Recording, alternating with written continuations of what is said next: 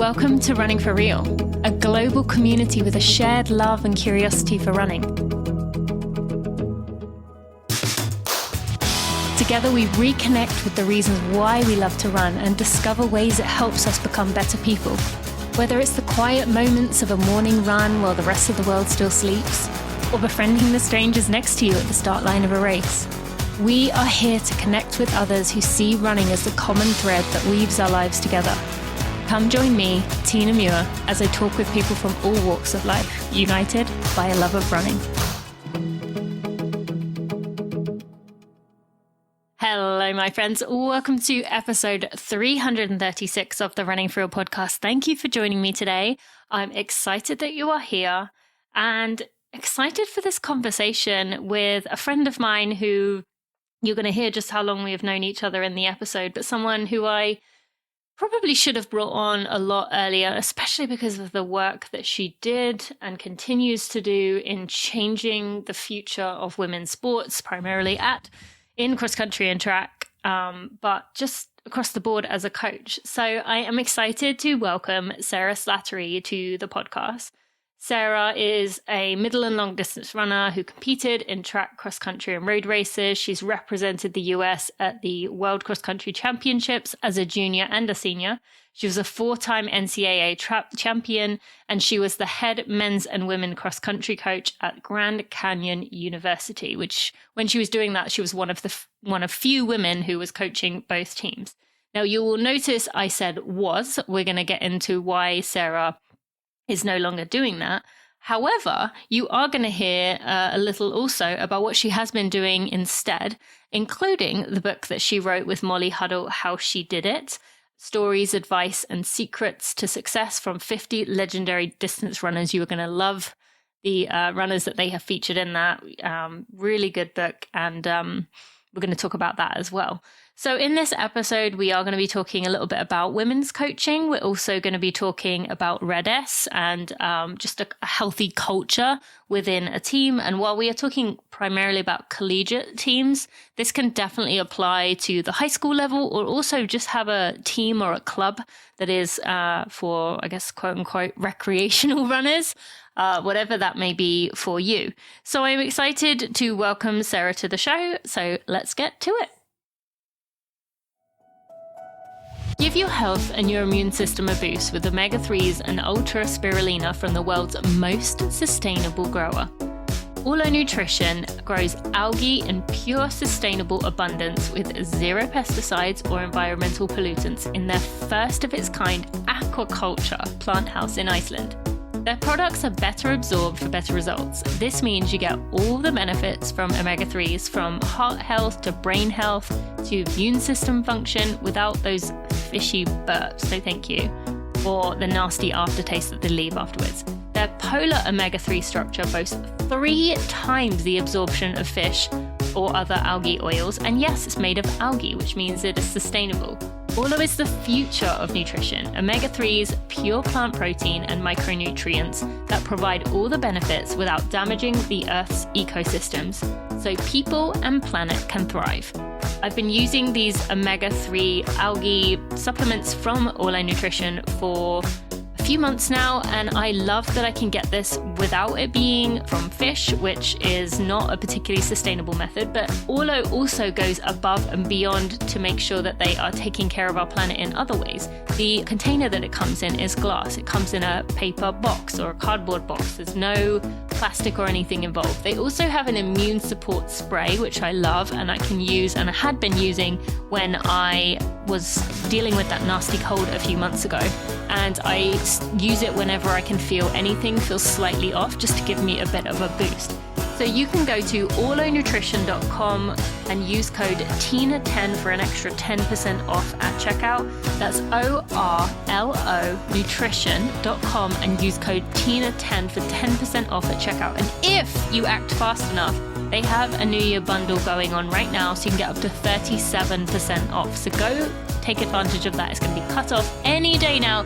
So go get that special offer of up to 37%, or you can use code TINA10 for making sure you get that 10% off if you missed that order.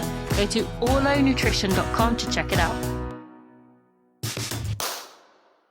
Sarah, I am so excited you are here on the Running for a podcast and joining me for this conversation today. We've been friends for, I think it's coming up on 10 years, but we just figured out we haven't seen each other in at least 5, if not 7. I think 7, yeah. Which is crazy with the pandemic. But welcome. I'm excited you're here.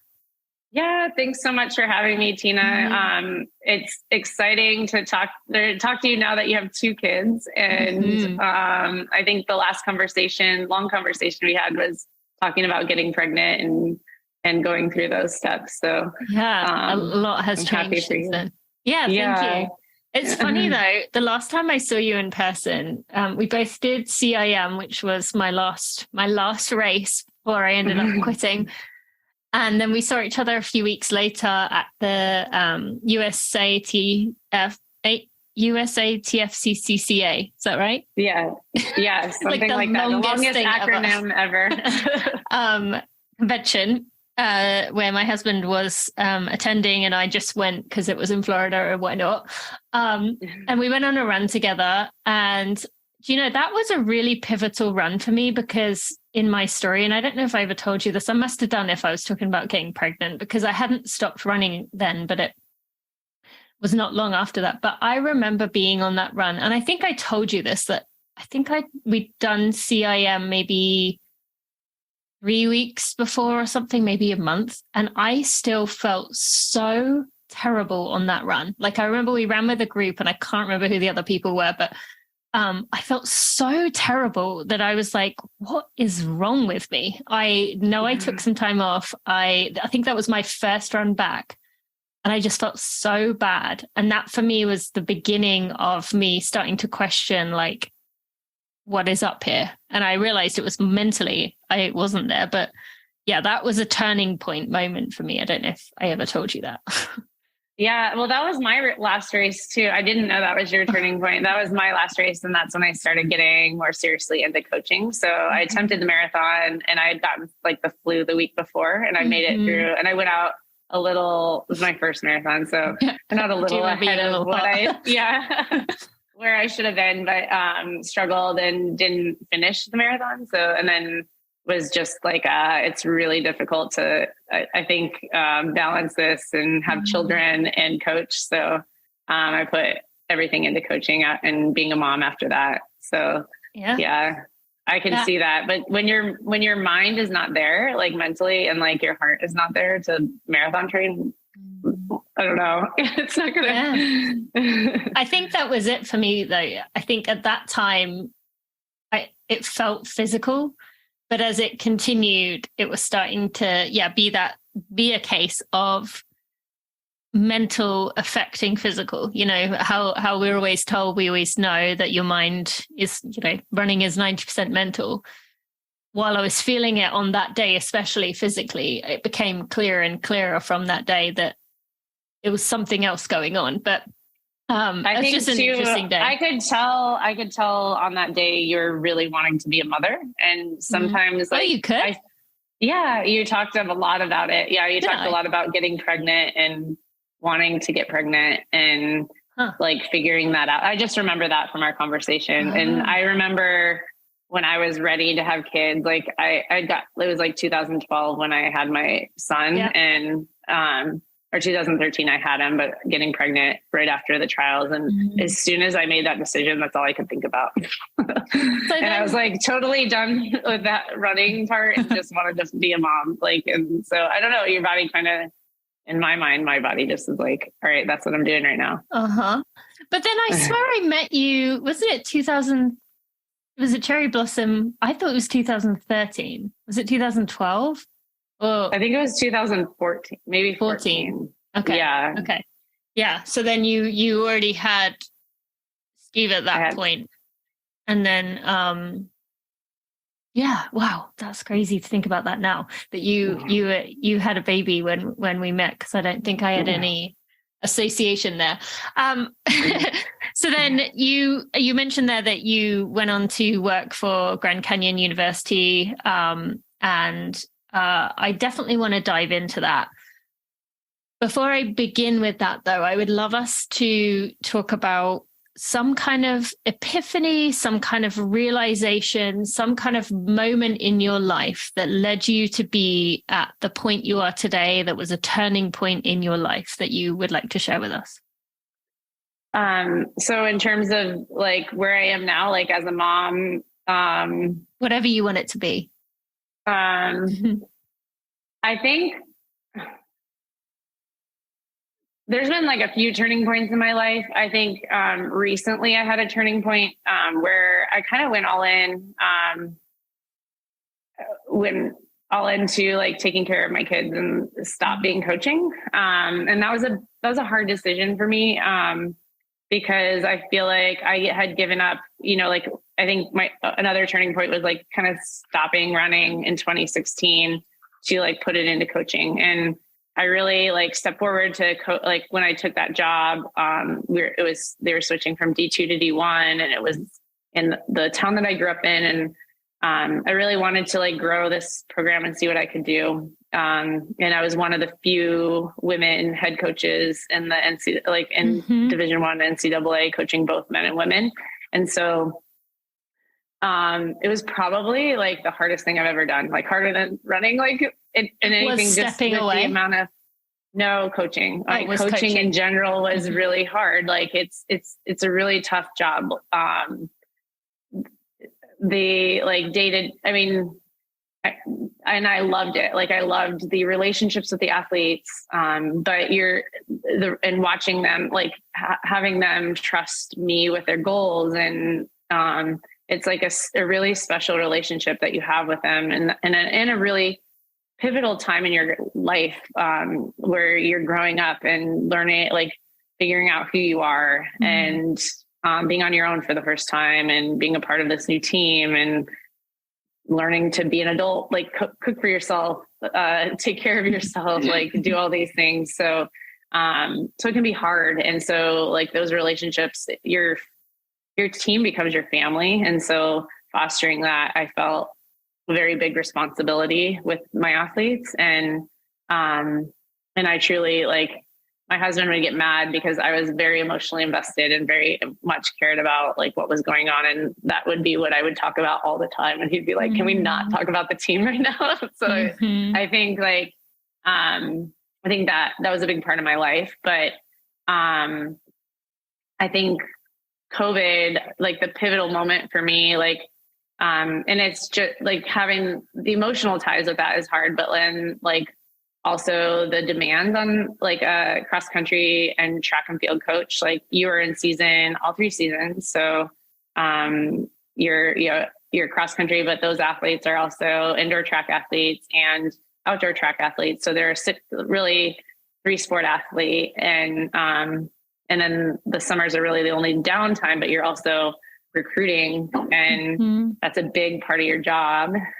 So it's kind of year round really. But also the travel on top of it, the meets, like for cross country, indoor and outdoor, you're essentially like traveling, from September to, June every year. And so I think I thought it would get easier as my kids got older, and it actually got tougher because they were getting more involved in activities, and I was gone like 13 weekends in a row, and I was missing all of their sporting events for meets. And so it started to really eat at me, and I really wanted to be there. And I also, like, our team was growing and we were really starting to improve a lot and do really well. And I felt like I couldn't give them the time that they needed as a team and to grow the way I wanted it to grow. So I think that was the big thing for me, and the big turning point was I wasn't able to give to my kids or to my team the amount of time that they needed. Yeah, you were having to split your time, and you felt like you weren't doing the best you could at either of them, which is hard for someone who's a former pro runner. And having you and I both been through this ourselves, like when you've been someone who gives everything to something and knows that you can stand there and say, I did everything I could, to then be in a place where you're kind of giving maybe like 75% to two things, but still feeling like you wish you could give 95. That's a hard thing to do. I want to also add in that when you say about travel, and I definitely know this with my husband being in the pretty much the exact same situation as you, having coached at similar programs to GCU, it's not just travel in terms of, I think people might think of like a University of Kentucky or a University of Michigan, where they might like, and I don't know, I'm guessing, but having heard stories from friends and people who have worked with those teams, it might be like for them jumping on a plane, getting to their place, they have like food catered to them. It's kind of made for success. But the majority of coaching programs, at least in Steve's experience, this is confusing because your husband is also called Steve. But yes, that's okay. in my Steve's, like it's that you might leave early in the morning, and then you might drive a van back from a meet at like and get in at 11, 12, 1, 2, 3 a.m. Having worked at this meet, having to get the athletes back. And so in that state, you're also kind of a bit wrecked the next day because you've been working all day on your feet, helping these athletes, having to drive home or travel home. Even if you're on a team that has a bus, you're still traveling, you're still awake, you're still trying to debrief with the athletes, whatever it might be. It's not like you walk in the door and then you could be with your family, because you still have to have your phone on alert if you need anything. It's kind of nonstop. So I want to add that in there because I think that's also a critical piece of this, is that it's not just the hours away. It's not just the time in the office or on the track or training. It's also the like kind of, as you said, you become a second family. So my Steve has had moments where one of his athletes has been in a car crash and he's the one they've called and he's had to rush to the hospital. So it's a lot. So is there anything else you want to add there? Yeah, no, we didn't have a huge budget for a lot of things. So like we bused a conference in Utah one time. So you're gone for a week there. I've driven vans to California in the middle of the night where we finish a meet at like 10 PM and we can't get another hotel room for the rest of the trip. So I left LA at like 10 and got in at like 4 or 5 in the morning. And then we had Easter that weekend and I felt like, you just feel like a zombie. Yeah. And then you do it again the next weekend and then conference comes and regionals. And now regionals I think this is an issue too. And it's not just for women. I think it's men and women. They're always talking about trying to keep women in coaching but it's on both sides. And it's now like you're gone for a week for indoors for conference. They don't have a regional meet, but then there's nationals or USAs. And then for outdoor, it's like you have all these invitationals like Mount Sac or Azusa and some of these bigger meets where you're gone like in the middle of the week through the end of the weekend. So you're gone for like a week there. Conference is another week. Regionals is another week. USAs or NCAAs is another week. They're gone. So they're gone at like months at a time, and it wears on you. And sure. And if you don't have a big budget, like some of the Power Fives or some of those other companies or other teams, you're busing or driving to those locations. So it takes even more out of you. But yeah, it's and we didn't have a director of ops. So you're also your own travel person and handing out, like figuring out per diem and all the little details. You're kind of like hotels. Yeah. Figuring out like a rental little cars. business. Yeah. Yeah. I mean, it really is. Small business.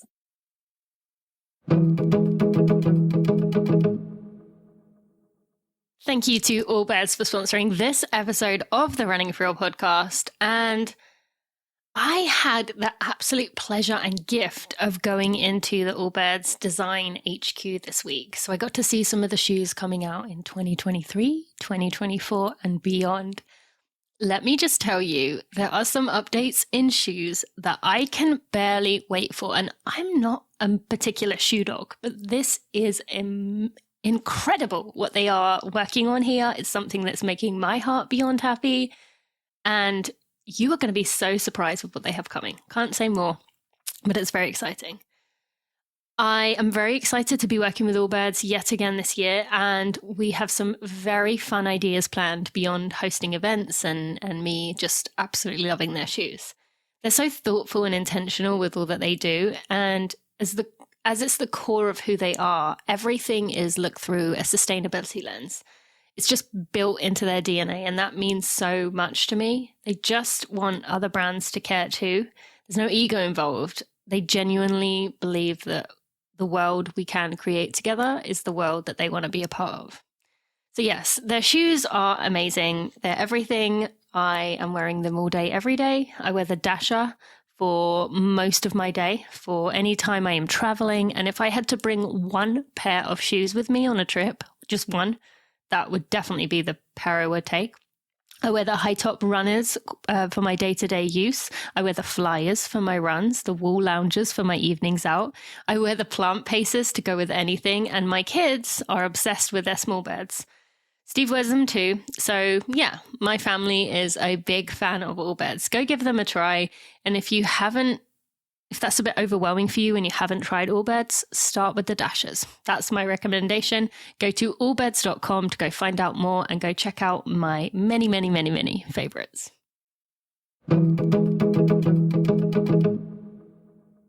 Thank you for explaining that, because I think people don't really realize, and even, talking to people who aren't runners, when I say what my husband does, they're like, so he just teaches people to run, and I'm like, oh, you have no idea how many things is involved. But as you said, it is like a little business. It really is. And with 30 to 40 employees. yeah, exactly. That's a good way of explaining it. And so obviously you're not going to have the answer here, but you said about getting more women into coaching. There's definitely a major imbalance in terms of women in the sport and longevity of women in the sport. I mean, you're a good example. You were very good at what you did at GCU. You had an improving program. You had, so much promise as a coach and still do, should you decide to go back into it at some point. But what is the answer here? Because as we've talked about, even if you are at one of those huge schools, their budgets are still pennies compared to the football, basketball, all those big budgets. So how do you have any thoughts on keeping especially women in the sport when, even you were told going into your role that, it could be made to work for you, that you could still have your family around. And we see people trying to do it, but as with you, it doesn't last because it's just too much. So do you have any thoughts on where we go from here? Yeah, I actually just talked to Allison Wade, from Fast Women. She's actually discussing this or doing some research on this with and writing a piece on this. But I honestly think something has to change with I think the schedule and the parameters of what coaches are expected to do is crazy. And it's not just for I think you can see this in athletes as well. The demands, how often are athletes able to make it all 3 seasons healthy? It's a hard schedule. It's probably one of the hardest. And most of the administration doesn't understand our sport. So I think cross country is one of the few sports that's not equal scholarships. So you're getting your scholarships are dependent. Are dependent on track. So how that head coach wants to spend the scholarships for cross country, there's it just depends on what program you're at. So I had 3 men's scholarships and 4 women's. The total number that you can have is 18 for women and 12 for men, 12 and a half, I think. So some programs that I'm competing against have all 18 and 12. So I just want to clarify, when you say 18, that means, or like you say 3 or 5 or whatever, that means like everything covered for these athletes to come to that university. All right. So and so some programs are not funded, some are fully funded, some have a balance in between there. So it's the only sport in the NCAA that isn't an even playing field in terms of scholarship numbers. So, but a lot of administration doesn't understand that and doesn't understand the demands, or they don't care. Like some of them don't care. It is kind of like, just don't make waves, don't cause a fuss, and I'll leave you alone, you leave me alone kind of vibe. Yeah. So you really have to advocate for yourself, and you have to like explain, like, and I think that's really hard for most of us. Like for me, like being one of the top level athletes who's always wants to give 100% and trying to, and the life's not an even playing field. But when you're looking at all the other sports, that when they're going to talk to their administrators, all basketball is, unless they're not funded, like fully funded, has an X number of scholarships, and it's just dependent on like what program they're at and things. And they usually have the same number of coaches. So they'll have a DO, a director of ops, all these things. Whereas like with us, like some programs have 3 coaches, like for the whole track team, some have 5, or like there's a max number of 6. So it's different, and they have to understand that. But I think when you're looking at how can this change, I think it needs to, like, I don't know. I think our schedule needs to adapt a little bit to allow more rest for athletes and for coaches during the season. And I don't know how. I don't have a clear answer on how you do that or what we do, but like it might allow athletes to be healthier all 3 seasons and be mentally healthier all 3 seasons. And it'll allow like coaches to have a little bit more balance, where they're not on the road all the time. And maybe that's just part of the job. And maybe I don't know. I haven't talked to enough. I've talked to a handful, like in my circle, who feel that demand as well. And a lot of Julie Coley is a good example. She was at Georgetown, is a very good friend. And when I was struggling to like make this decision to leave, she understood exactly how I felt, and actually took a job as the running sports marketing executive at Brooks, because she would be able to have more flexibility in her schedule, which you would think would be a harder position to take. Yeah. But she said the demands as a head coach were much higher and harder than what she was doing as a marketing executive for Brooks. Yeah. Yeah. I mean, that's just such a good example. And like you, it's hard to know what the answer is. I mean, my first reaction is like, okay, you can only do 2 seasons a year. So you either do cross country and outdoor, or indoor and outdoor, or something. But then I just can't see how those rules would change. And you'll have backlash of athletes being like, well, I'm on a roll, I want to do all 3, or, things like that. But I think something to protect them in their longevity, and like, if you pick 2 seasons that you're going to run each year or something like that, and figure out how that affects eligibility too. And I think people will be upset with All-American awards. I don't know, but something like we're going to continue. I think we're going to continue to lose coaches because of the demands that are put on them. Absolutely. Yeah, no. And you and I have talked outside of this about just how difficult it is for a coach in terms of not just the hours, not just the pressure, not just trying to juggle things, but also like in many ways, it's quite thankless that it can be very easy to be criticized or blamed for things when, as you said, if like it being a business again, if you had 40 people, 40 employees in your business, it wouldn't just be you. You'd have kind of tiers of people, or you'd have groups of people with someone else who's kind of a leader, whereas this is all on you. So maybe you could speak to that a little bit, because it's tough in so many different ways. I think now, even with, they do give you more resources and things to do than like, even when you and I were going through college, as a coach, like there's a sports psychologist, some other that, but managing 40 people is tough. Like managing their, with that, there's also more demands than they had back then too. And, I spent most of my time doing paperwork, whether it was travel, the academic, keeping up with academic meetings, like various athletic department meetings, booking, the scheduling,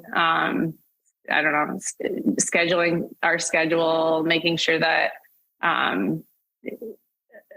just keeping up with the day to day. Like most of my job was that. You have to do as well, like banking, like when your practice was. So, you have your practice logs that you have to keep up. And so if you don't have an assistant, that part of your job takes up a ton of time. Plus, like balancing the recruiting and creating those relationships is huge, because and that's like, I feel is the most important part of your job, is those relationships with your athletes and the incoming athletes that you have, so that you have people that you're bringing in that are going to be be a good fit, fit for the program, be a good fit, you don't want to bring someone in that isn't going to be happy. And so I think creating, just balancing all of those things can add up to a lot of hours. and if you don't have someone to split that load, can be very difficult. So in a lot of those smaller programs, GCU is like probably considered like a mid-major. There aren't assistant, it's one head coach for 2 programs, and it can be tough. In order to, I think the other issue is in order to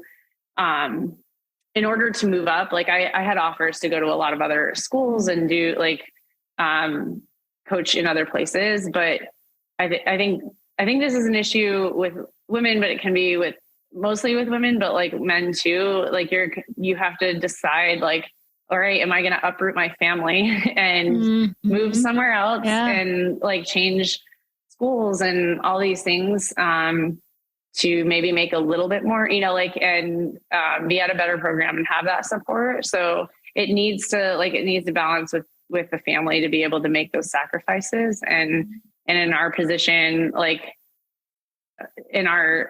with this career path, like a lot of times it's a sacrifice and a risk with financially, and your significant other has to find a job as well. And so a lot of times like coaches aren't making the money that their significant other is like usually making more than the coaches.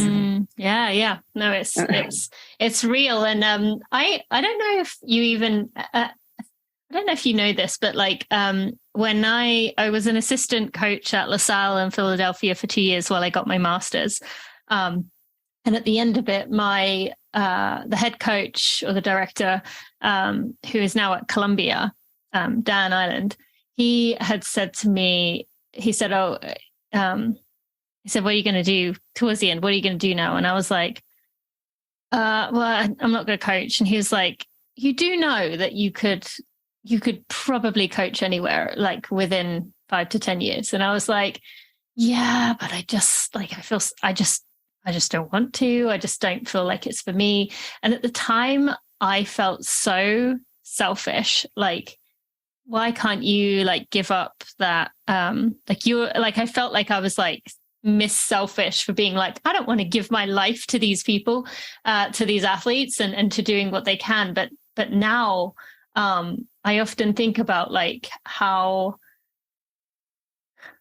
challenging that would have been to make a decision like you did, to go into that, to because I recognized at that moment all that was going to require in terms of sacrifice, and I wasn't prepared to do it.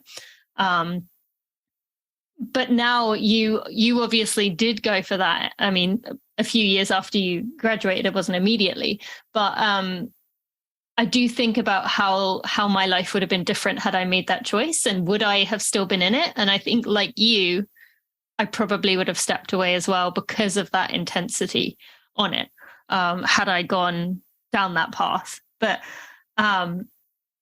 was it challenging for you when you finally made that decision to step away? Yeah, I think I thought it would be harder than it was. But now that I'm home with my kids, like, I realize how a little bit absent I was for a few years, like not able to be fully there, like mentally and emotionally.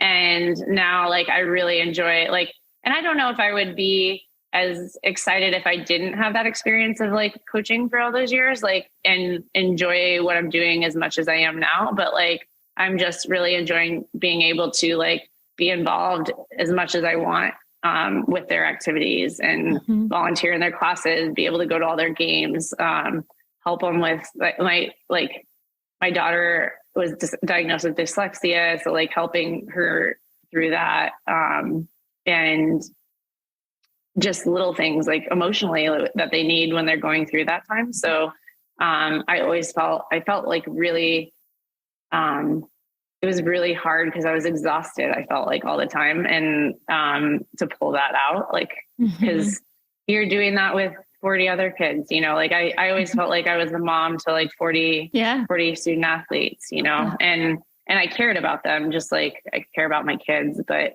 I feel like now, like, I'm still coaching. I just have 2 athletes. I just have 2 that I'm trying to navigate there and give them the best situation for moving forward. So I do miss it, and it was really hard, but I think I'm really happy being where I am right now. Did you find you're a bit twitchy at first? Like, it was hard to like almost be like a train that suddenly comes to a stop, like you were like on the go, and then all of a sudden it's like just 2 and it's quiet. So how old are your kids? They're 2 and 5. Okay. I didn't feel that way. I feel like it took me like 6 months, honestly, to like recover from the travel and all of the like emotional investment I had. And I just started feeling like now, like, wow, I have a lot more time in the day. But like, even like, I don't know, there's a lot that goes on. Like and it's on me too. Like, I'm very involved with what is going on in their lives. Yeah.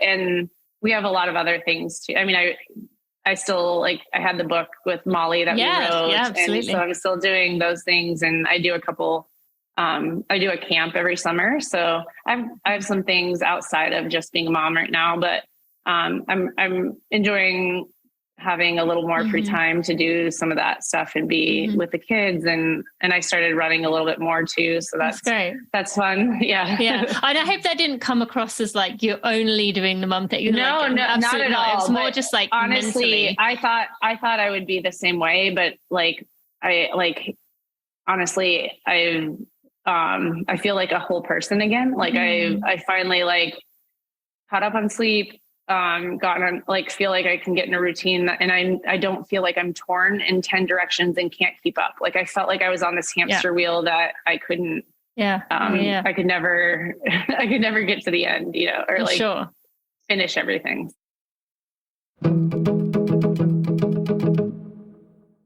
Thank you to Ola Dance for sponsoring this episode of the Running for Real podcast. So you've heard me talking about these Ola Dance running earbuds. These are open earbuds, which means they sit outside of your ear. And no, not the kind of vibration-y bone conduction type. These sit just outside of that little bump on the outside of your ear, and they play perfectly clear quality sound that is not rattly or tinny. It is very clear audio. You can also go from running to walking, or you can be in the wind and you can still hear it very clearly, which I absolutely love.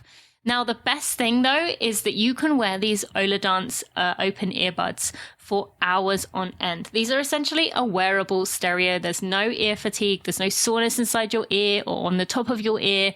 I wear these for my runs, for my work calls, for my podcast sometimes. I wear these for dancing. I mean, for doing stuff around the house. Yeah, there's definitely a lot of dancing in there. And the best thing is you can hear outside noises. So I can hear my kids doing things. I can hear cars and things when I'm out on a run. But I also know I have quality sound. They have 360-degree superior sound. And they're a secure fit, they say, in your ears. So you can go to oladance.com/Tina. That's OLADANCE.com/Tina. And that will get you 20% off your order. You can also use code Tina. So go to oladance.com/Tina to go check out that special offer today.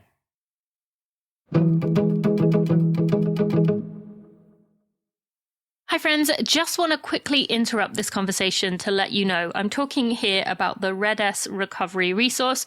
This resource is going to be called Realize, Reflect, Recover, and it's going to involve 2 parts. It's going to be firstly 50 plus videos on YouTube that are with experts that are literally me asking the questions that you have asked me over the years about Red-S, and it doesn't matter about your weight, about your gender. It doesn't matter your size, your speed, your pace, the amount of miles you run per week. Red-S can affect any of us, really any of us. And I'm sure there are many of you out there who think that is not for me. You will see on this resource that there are videos about that exact thing. And I think you're going to be surprised. And even I, someone who has learned a lot about this, learned so much from the answers of the experts. So go check those out. It's for free on YouTube. Go to YouTube, find the Running for Real channel, and you will see those on February 6th. So make sure you are subscribed. The second piece is going to be a recovery resource that is private for those who want to focus on their recovery. And that will be available on February 6th, but you can find more information on the YouTube page. So I just wanted to let you know a little bit more about what that resource is going to be. There is a channel, a playlist for collegiate athletes. So if you are a collegiate athlete or you are a collegiate coach, I definitely recommend checking out that playlist. But let's get back to the interview with Sarah. I just wanted to let you know about that.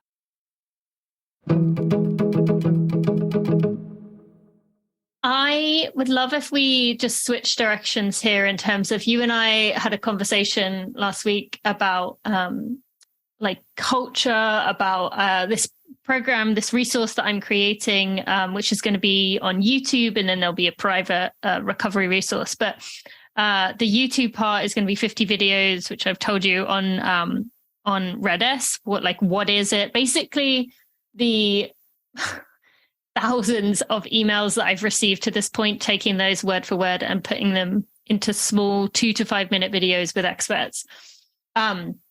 You and I have talked about this in terms of I hope this is going to be a way that people can educate themselves about what is Red-S or relative energy deficiency in sport. How we can change culture around faster equals skinnier equals faster, or if I want to perform at my best, I've got to clean eat and never touch never take a bite of pizza or nothing. Before we get deeper into that, because I'm really interested to hear your perspective here.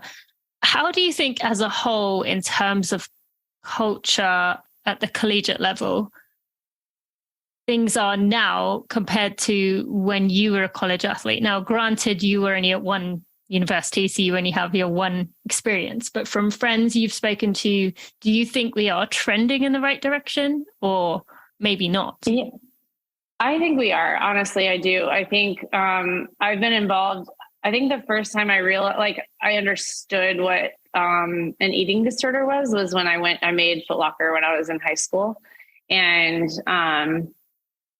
my eyes were I came from a swimming background. That was my first season running. I made Foot Locker Nationals, and I went there, and I remember just feeling like I was 5'7", 20 to 25 pounds. And I felt like a giant compared to the girls that I was running against. And I remember just, I got out of swimming because I had like, I wasn't improving. Like I was always taller and like stronger than most of the girls, like as I was like going through swimming, but then they started catching up to me and I felt like I wasn't growing as much anymore and I wasn't like improving where I was before.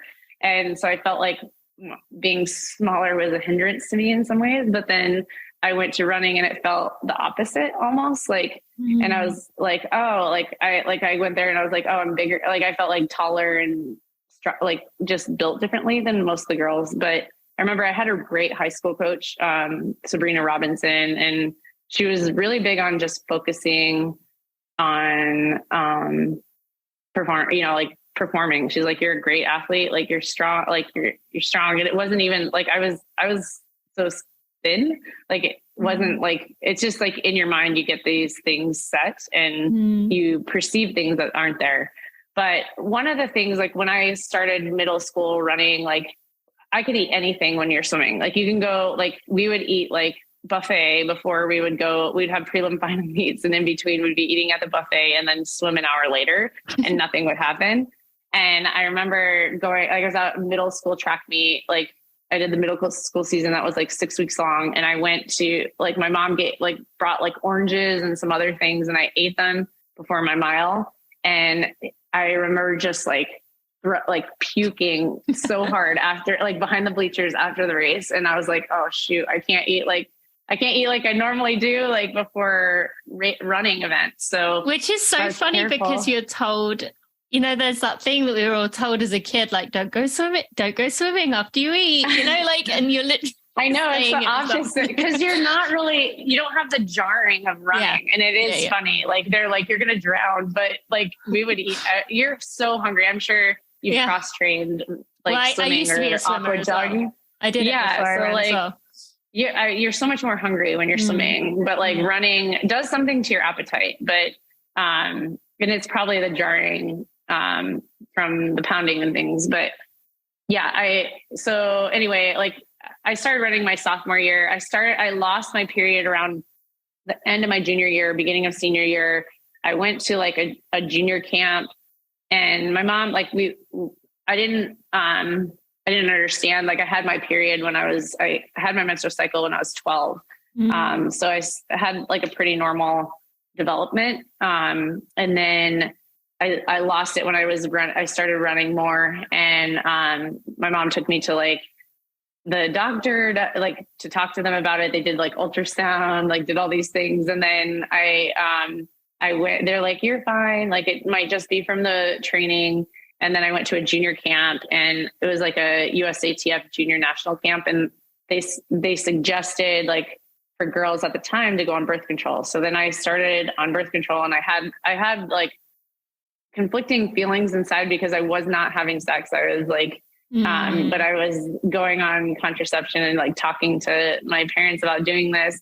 And so it felt weird, but so I didn't really understand what I was doing either, but I was like, okay, well, this will help keep my cycle going and I can train and I'll be okay.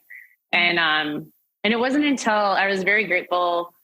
Mark Wetmore is actually the person that helped, when I was at CU, like, and this is where I feel like, at the University of Colorado. So I ran at University of Colorado and went there and didn't really talk to him about like the menstrual cycle thing. We did have a dietitian on the team that worked with us and I'd seen her a few times. But then I went to see Dave Martin, and he said he was doing this study on collegiate athletes, like,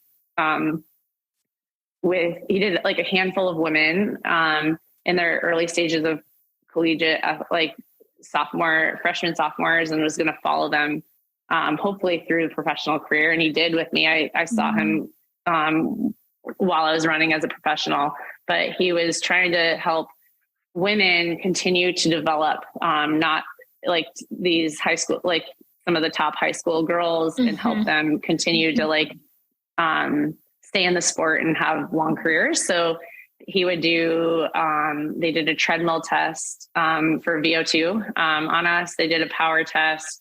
You sat with a dietitian, and did like a a food log for a week. You would do blood testing. So it was very like comprehensive when you went there. But that's where they were like, that's where I discussed with them, like, hey, I'm on birth control. I'm not having my period.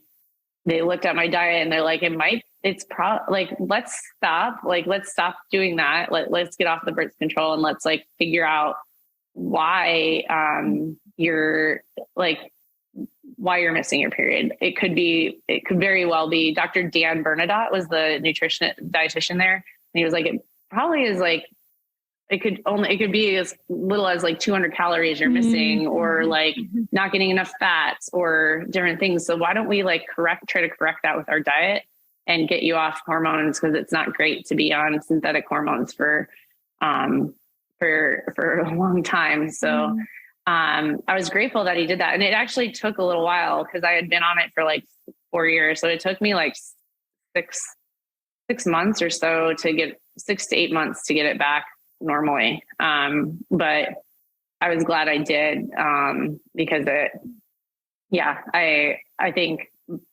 but at the time, like, and that's not anyone's fault. It was just the time that was what was standard at the time. So I think now as a coach, like, and you know, like I credit Coach Whitmore for doing that for me. And then also like when I was struggling with those things, like caring for me as much as I think this is the key thing, like caring about your athletes as a person as much as an athlete. So really like letting them know, like when I wasn't there, like making me a part of the team, and when I was in situations like this, like, hey, like, let's get this taken care of, you know, and let's find the best doctors to help us like work on being the best athlete that we can, but like having a long, healthy career. So, I think now as athletes are in that arena, we're still hearing stories of stuff like that, but like the conversation is, it was a lot easier. I felt like a lot easier to talk to my athletes. I made it a regular part of our conversation. So just like your sleep or training, like, did you have your menstrual cycle this month? Are you like, how are you feeling? How are things going? Like, just not making it uncomfortable and just making it like part of your health and well-being. So, and I think the more we talk about it and make it not taboo with athletes and coaches and parents, like the easier it is. And just, arming people with more information and not making it uncomfortable for athletes. Yeah. I mean, it's interesting though, because you being a woman, they can come to you and talk to you about this. And I remember being at LaSalle, the women's team would always come talk to me as well, even though at the time I wasn't having my period and felt incredibly awkward because I was telling them one thing and doing another. But so there's a lot there for me to dig into at some point. But it's obviously more challenging when there is a male coach. And I do think the conversation is changing, and there are more and more men who are getting comfortable with bringing this up to women, not doing it in an awkward way, but just like you said, making it a part of the conversation, at least a few times a year, making sure to have people come in and talk about, healthy menstrual cycle, how being on birth control is not, and if you get a bleed, that does not mean you're necessarily having a period. It's like educating beyond that. And I hope this resource that we're creating is going to be a part of that, but it is also going to require coaches just taking that step. And one thing I would love your opinion on is, what about the kind of old guard coaches who have been in the sport for 50 years, 30 years, and kind of are in that refusal to learn, kind of cashing it in very much like in their routine of things and don't feel like it should be talked about. Do you have any thoughts there it's one thing for people like you and I, or the newer coaches or open-minded coaches, to talk about it, but how do we get it to change within those kind of set in their ways coaches? I think if they're really uncomfortable with discussing these things, like a lot, like either bringing it, like having someone that the athletes can discuss these things with, that will discuss it with a head coach. So like, whether it be like a trainer, an assistant coach, someone that, and that's okay. Like not coaches have a lot of things that they have to like arm themselves with these things. So if they know that that's something that they don't want to discuss or talk about with an athlete or feel uncomfortable, then find someone that can be on their team that is comfortable, because this is a big part of an athlete, and their future. And so it's just like,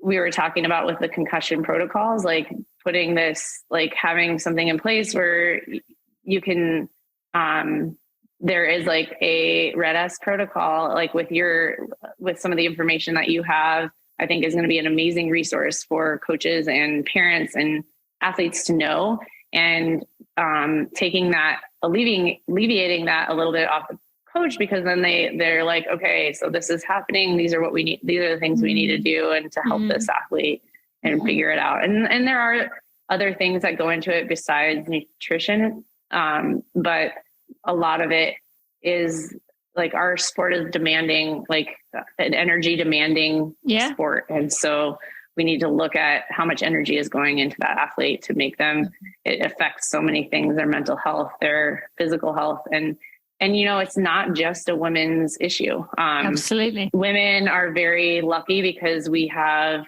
this biomarker that yells at us when we aren't doing things correctly.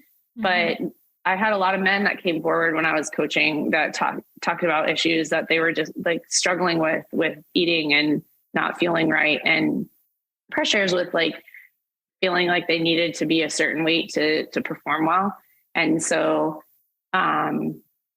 we need to provide for both the men and the women on this issue, and provide knowledge, like, and if we talk about menstruation, don't make it uncomfortable for the girls, but don't make it uncomfortable for the guys either, that they struggle with these same issues. Cause I think it emasculates them sometimes when they think they're struggling with this, and it's only girls that struggle with this, but it's a part of our sport. Like, the fueling is very, very important. And so I also think, discussing the amount of fuel that is necessary and harping that into athletes is very, very important, and making it as important as, and I think there's so many things. I think we get caught up on on looking a certain way and like performing, like, cause you like runner bodies or like certain physiques that are going to perform well over others. And why don't we obsess about how much sleep we're getting every day? Why don't we obsess with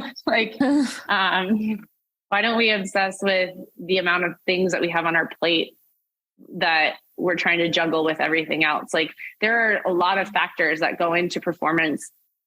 Nutrition is really big and Red-S is really big, but they need to, I would talk to my athletes and I'm like, this is important. We need to make sure that you're getting this. And this is a marker, but you need to sleep well. You need to make sure you are not juggling too much on your schedule. You're emotionally feeling okay, that you're putting the training in.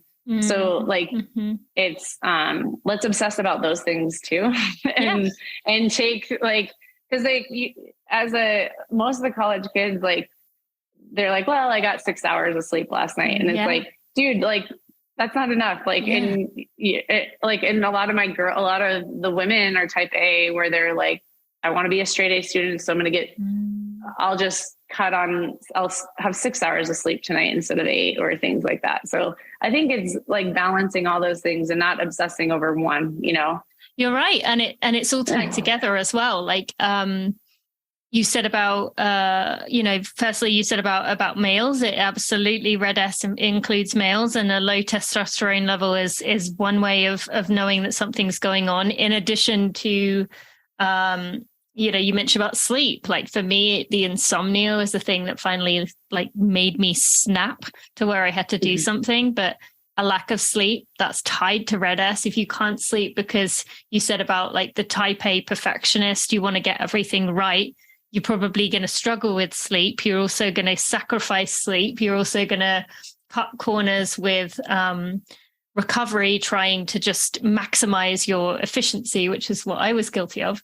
And then there's like stomach upsets. That's another one that is like a major sign, or being cold. Like we being cold, especially in your extremities. There's all these other factors that are associated with RED-S, and as you said, the fueling is one of the primary reasons, but it all kind of feeds back into itself in this like horrible little cycle once you get there. So you're right, it is so important to have this conversation, and thank you for your insights there. That's really helpful. Yeah, no, thank you for putting this resource together, because I think we need, the more this is talked about and the more information that parents and coaches and athletes have, the more they understand how important it is, and just make it a part of their training. Yeah. So just to wrap up quickly, I want to give you a minute just to talk about how she did it. A book you wrote with Molly Huddle, where you have 50 candid interviews with women who have been successful in one way or another. If you want to just share with us a little bit about that, how that came about, we'd love to hear. Yeah. So Molly and I think we co-authored this book together, and it came about like right before the pandemic. And we were hearing a lot, like there was a lot of stories of girls struggling in the sport or getting out of sport early. And we would see it like, so I graduated, I'm much older, like I graduated in 2005, but when I was going through high school, I remember, and I was one of the top athletes in the country, and looking at programs, and I would see so many young phenoms like go to college and never race to the potential they were as a high school athlete and get out of the sport. And I was really aware of that and very nervous and scared about not being able to like continue to improve in college. And so I really it was important to me. I was always like looking for more information. That was like before they had the internet, DiveStat was just coming out. We had the Harrier magazine, so you would just get like some stats and stuff. And a lot of the books were tailored to men and their stories. And so I was seeking more and more information.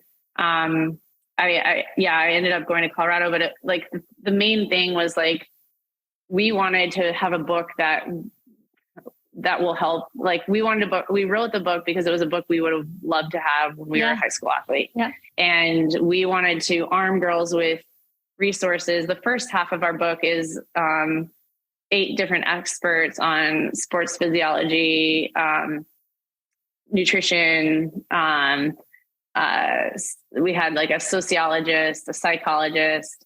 So we had all these experts, and it's kind of like a recipe book of the things that you need to be a successful athlete long-term. And then the second half is the 50 stories of women that have had long careers, and the most of them, it wasn't a straight line of trajectory. There was a lot of, there's things that they had to overcome and how they did that and how they came out the other side and continued in the sport and enjoyed the sport long-term in their life. So we wanted it to be a positive book, and we wanted them to understand that there is struggle along the way almost every time.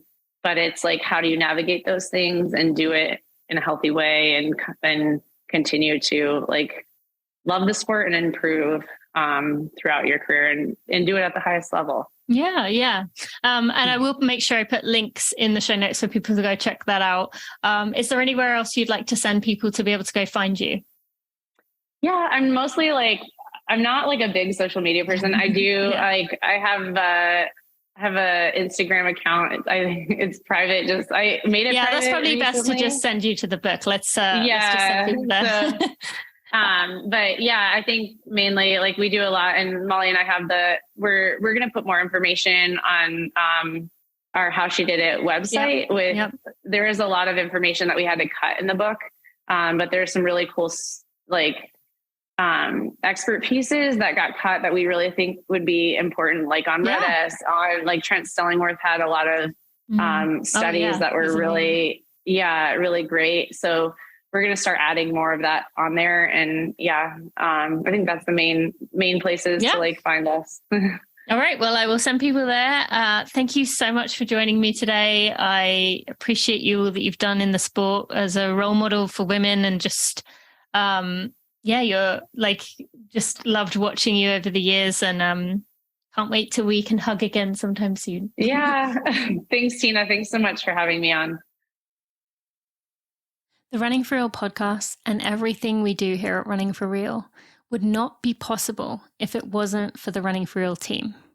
While I am the person who you hear from most often and maybe the face of the brand, the rest of our team are such critical pieces of what we do, and without them, I think I'd just be running around in circles with ideas. So I want to take a moment to thank our team. To Jeremy Nessel, who's been with me since the very beginning, Kat McKay, Sally Pontarelli, Kelsey Wang, Sandy Gutierrez, Louise Murphy, Andrew Basola, Alexandria Will, and Maria Vargas. Thank you to each and every one of you for all that you give to Running for Real and our community. I appreciate you, and I'm so thankful for having you as a part of the team. I hope you enjoyed that episode with Sarah. As you heard, we have been through some pivotal moments, especially in my life, but also in hers. And I hope you enjoyed that conversation. I know it was very college heavy, and we haven't done one of those in a while, but I think that's a very important conversation to have. If you haven't already subscribed to our YouTube channel, go over to YouTube and look for either my name, Tina Muir, or type Running for Real, and it will come up for you. I would definitely recommend checking out those videos. They're coming out in just a few days. If you are listening to this as of the day it comes out, these come out on February 6th, 2023. And so you will get to check those 50 videos out with experts. I really think this is going to be a powerful force in the space. And there is a playlist on there that is for collegiate and cross-country teams, coaches, and all of those questions have been specifically picked for that group of people. So I encourage you to go check that out if you have not already. And also I want to mention on February 6th, there will be a separate private group for anyone who is in recovery, who recognizes themselves in these messages. So you can go over and find more about that on the YouTube page, or you can also find links in the show notes. I also want to take a moment to thank our sponsors. You can find links to all those things I just mentioned, as well as our sponsors, by going to runningforreal.com/episode 336. And I want to just remind you of our sponsors for today, and that is Orlo. You can check out Orlo Omega-3s, which are an algae supplement. They are absorbed 3 times better than traditional fish oils, and you don't get those fishy burps, which are gross. And you can get, if you go now, you can get 37% off your order by using my link, but also there's a New Year sale going on, so you can get 37% off. So don't miss that special offer by going to orlonutrition.com and using code TINA10. You can also check out Ola Dance. You can get 20% off by going to oladance.com and using code, or actually if you just go to oladance.com/Tina Muir, that is going to take you straight there. There's also a link in the show notes.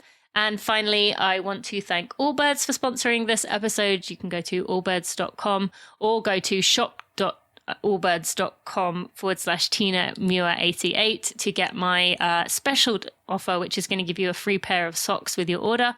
Once again, there's a link in the show notes that probably makes it a little bit easier. Thank you so much for listening. Check out those videos next week, and I'll see you on Monday for a Together Run.